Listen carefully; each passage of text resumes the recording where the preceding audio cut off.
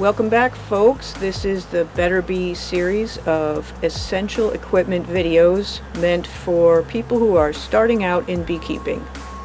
In this video, we're going to do a short recap of the structure of the hive and also get into the structure of the colony, which is the bees that live inside of your hive. We're going to talk about the brood area, which is where the queen and the young bees live. And we're going to talk about the supers. And supers are the boxes that will contain honey for you to harvest.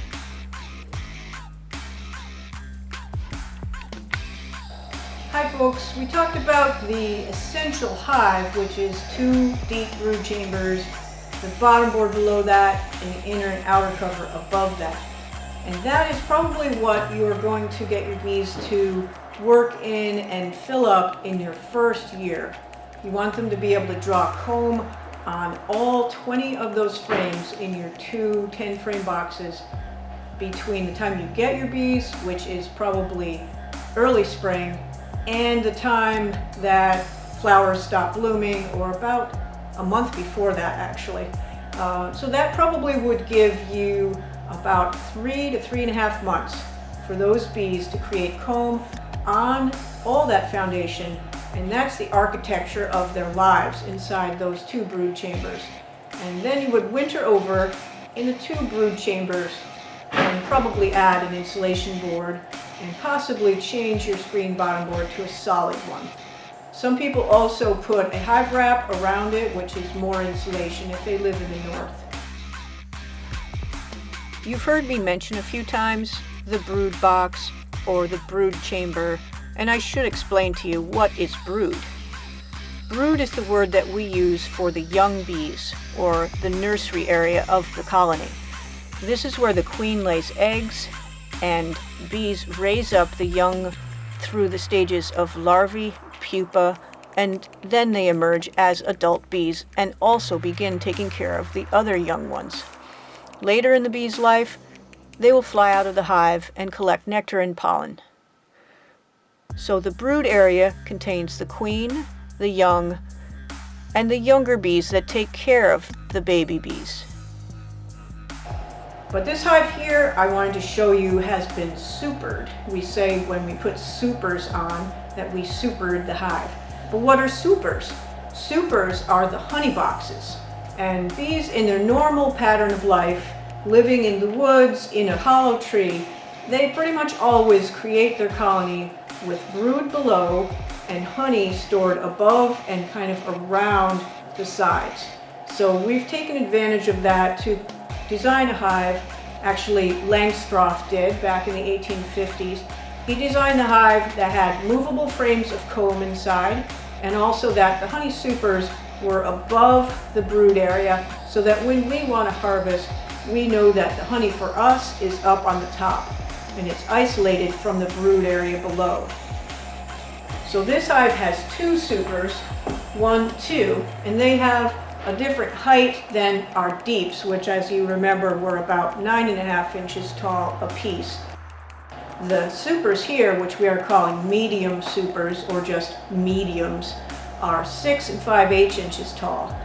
There's also another kind of honey super or honey box that's called a shallow, and that's a little bit shorter than a medium. If you choose shallows because of their lighter weight than mediums, and believe me, honey is heavy, I would suggest that you get all shallow honey supers. If you choose mediums, I think you should get all medium honey supers. It gets confusing when you have mediums and shallows because they're only slightly different in size, and at a glance they look like the same size box.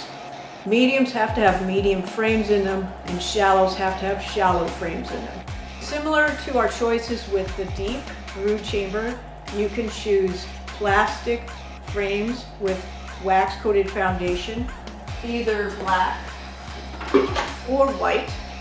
And most people choose white because then they can tell what color is their honey, as the bees are bringing in nectar and then thickening it up by fanning and by the heat of the hive and making it turn into honey. you can pull out a frame and you can say, ooh, that's some very pale honey. Or you might say, that's interesting dark honey. I wonder what the floral source of that is. So it's easier to see the color of your honey when it's on light colored foundation, not the black. So that's talking about our supers and choices of foundation, choices of boxes. Let me show you one or two more choices that you have, and hopefully this is not too many options and you won't have your mind boggled. It's just the basics, really. Remember I said that the brood chamber is isolated from the honey supers above? The way we do that is an item called a queen excluder. Queen excluders keep the queen out of the honey supers. So you have a choice of metal, which is stainless steel or other metal. And the bars being a certain distance apart is what lets workers go through it and up to the honey supers, but the queen cannot go through it. The plastic kind has spaces just the same as that, but it's much more lightweight, it's more inexpensive. Both very valid choices. The metal one is easier to scrape off. Occasionally, if you're very rough and you're scraping this off in the winter to put it away, you might damage the plastic one. But with a little care, you can avoid that.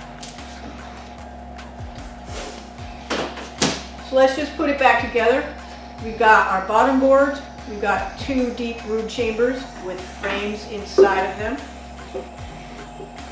A queen excluder to keep the queen down below. Two supers. Probably the two supers will go on in your second year. Your first year is just to get the comb created in those bottom two boxes, the brood chambers. Probably the second year, you will get comb drawn out in two supers, possibly three. But after that, when your bees start a year and they're not working to draw out comb and they just start the year with the drawn comb from the year before, it's a real jump start for them to get working and filling it with nectar. So you may see them progressing very quickly on your third year. It's always good to have some extra equipment on hand. Sometimes you need an extra box to catch a swarm. Sometimes you need an extra box to cover a feeder up or other reasons. So don't get just exactly what you think you'll need. Get one more box just for safekeeping. Well, that wraps up honey supers and queen excluders. I hope you can continue on to the next one in the essential equipment series, feeding your bees and choosing personal equipment.